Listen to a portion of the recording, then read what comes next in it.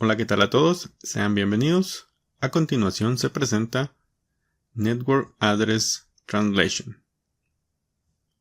A finales de la década de los 80 y principios de la década de los 90, Internet se encontraba bajo un crecimiento exponencial y enfrentando un agotamiento de direcciones IP, por lo que surgieron soluciones como la separación de las direcciones IP en direcciones IP privadas y direcciones IP públicas.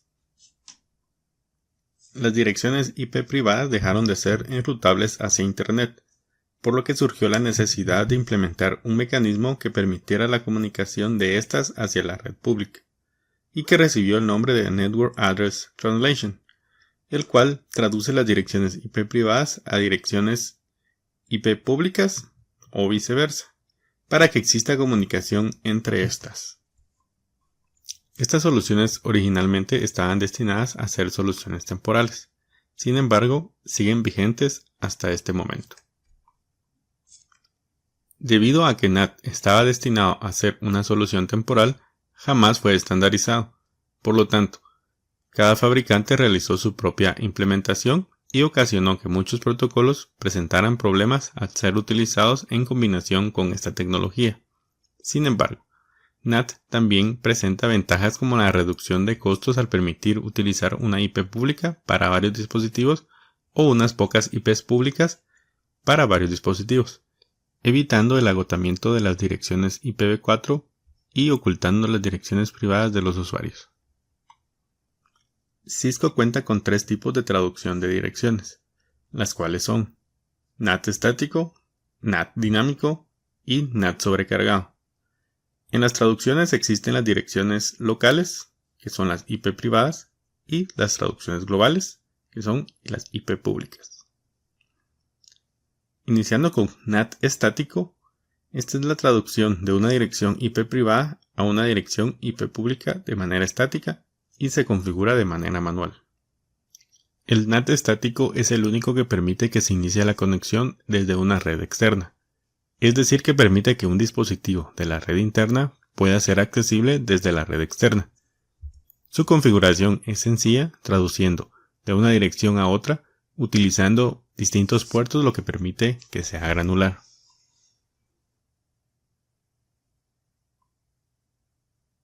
NAT dinámico. Este tipo de NAT se realiza de manera automática. Un router con NAT dinámico asigna direcciones IP públicas de manera dinámica pertenecientes a una interfaz o a una piscina o pool de direcciones, a medida que los dispositivos en la red privada solicitan acceso a Internet. Por ejemplo, cuando un dispositivo envía una solicitud, el router asigna temporalmente una dirección IP pública disponible para esa sesión de comunicación. Cuando la sesión finaliza, la dirección IP pública se libera y esta vuelve a estar disponible para otros dispositivos. Este tipo de NAT es el que más consume direcciones IP públicas, ya que se necesita una dirección IP por cada dispositivo de la red interna, lo cual no es eficiente.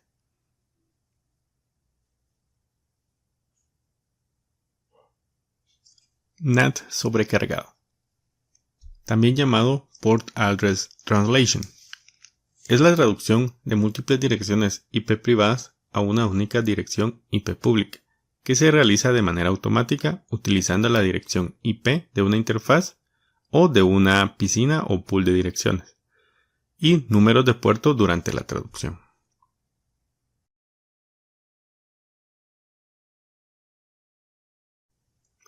Configuración tradicional de NAT. A continuación se muestra la siguiente topología que servirá para mostrar la implementación de NAT.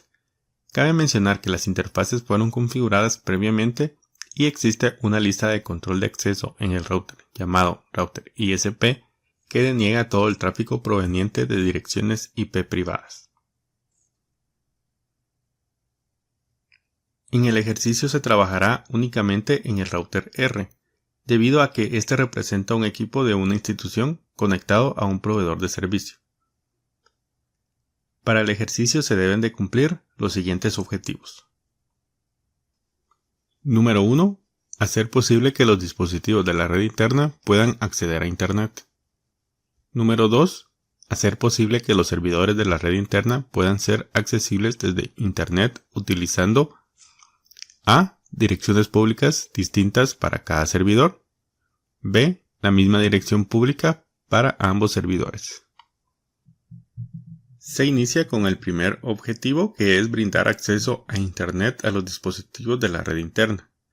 Para esto se utilizará el NAT sobrecargado en el router R, para que los dispositivos de la red interna puedan compartir una sola dirección IP pública, siendo esta la dirección 200.1.1.1, que pertenece a la interfaz serial 000. Como primer paso, se debe de identificar el tráfico que debe de ser traducido con la ayuda de una ACL. Luego identificar el rol de las interfaces, es decir, si están conectadas a la red interna o si se encuentran conectadas a una red externa. Y finalmente habilitar el NAT desde el modo de configuración global.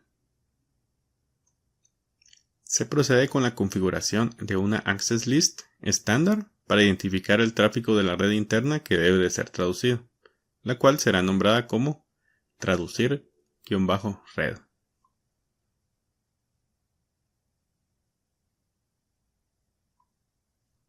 Luego se procede a identificar el rol de las interfaces que corresponden a la red interna y las interfaces que corresponden a la red externa. Una vez identificadas las interfaces, se aplica el comando ipnat_inside para la interfaz de la red interna y ipnat_outside para la interfaz de la red externa.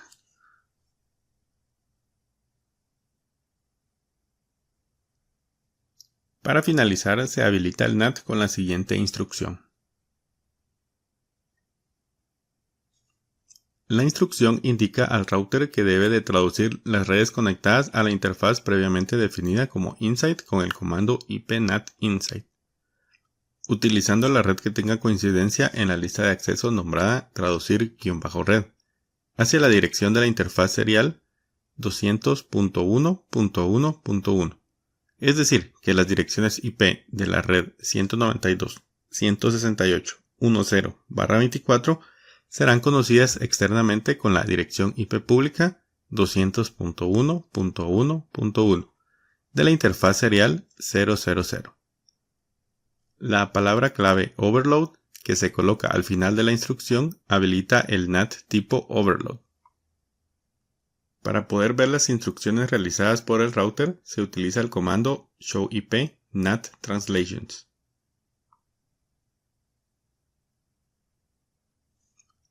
Al aplicar dicho comando se observa la IP global o externa, que es la IP 200.1.1.1, y la IP local o interna, que es la IP 192.168.1.2, ambas utilizando el puerto 1025, asignado de manera aleatoria. Dicha comunicación va dirigida a la IP 202.10.10.3 por el puerto 80. Es decir que posiblemente se trata de una consulta a una página web con el protocolo HTTP. Se continúa con el segundo objetivo, que es hacer posible que los servidores de la red interna puedan ser accesibles desde Internet. Para el primer inciso, la solicitud es que se debe de emplear dos direcciones públicas para cada servidor. Por lo tanto, se procede con la configuración de NAT estático, que como se dijo anteriormente, el NAT estático es el único que permite que se inicie la conexión desde una red externa y siempre se encuentra activo. Para implementar el NAT estático se utiliza la instrucción ipnat_inside source static IP local seguido de la IP global. Para el ejemplo, las IPs que se deben utilizar son las 192.168.1.3 y 192.168.1.4, que son las IP locales que se desean acceder desde fuera. Por lo tanto, estas serán traducidas a las IP globales 200.1.1.3 y 200.1.1.4 respectivamente. Al finalizar la configuración, se podrá ingresar a los servidores por medio de un navegador web desde la máquina con IP 202.10.10.2, como se observa a continuación. Cabe mencionar que los servicios de HTTP fueron configurados previamente.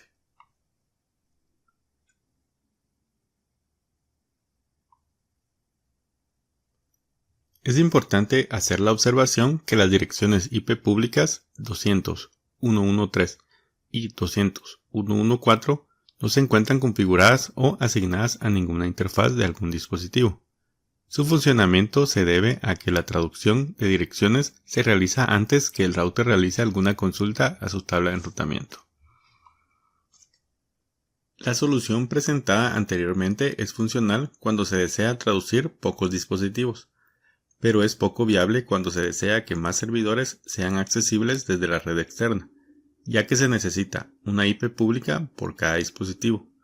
Por lo tanto, para finalizar el último inciso, se eliminan los NAT configurados anteriormente y se procede a configurar el NAT para que los dos servidores utilicen la misma dirección IP pública, pero diferente número de puerto. Se inicia con eliminar los NAT configurados anteriormente.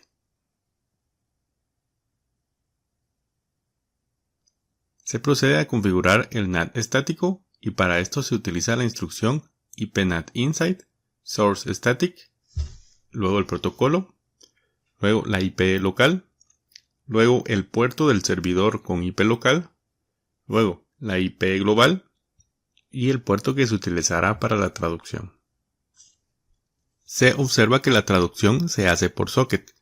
Para el primer socket 192.168.1.3.2.80, su traducción global será 200.1.1.10.2.80 y para el segundo socket 192.168.1.4.2.80 la traducción global será 200.1.1.10.2.8080.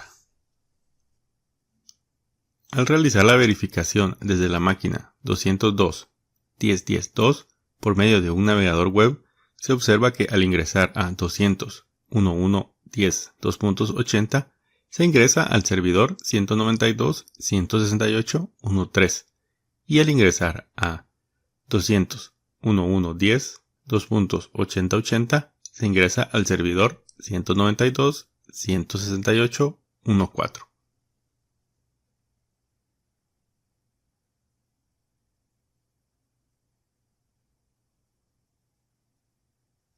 Y para finalizar se utiliza el comando showIP NAT translation para ver las traducciones realizadas en el router.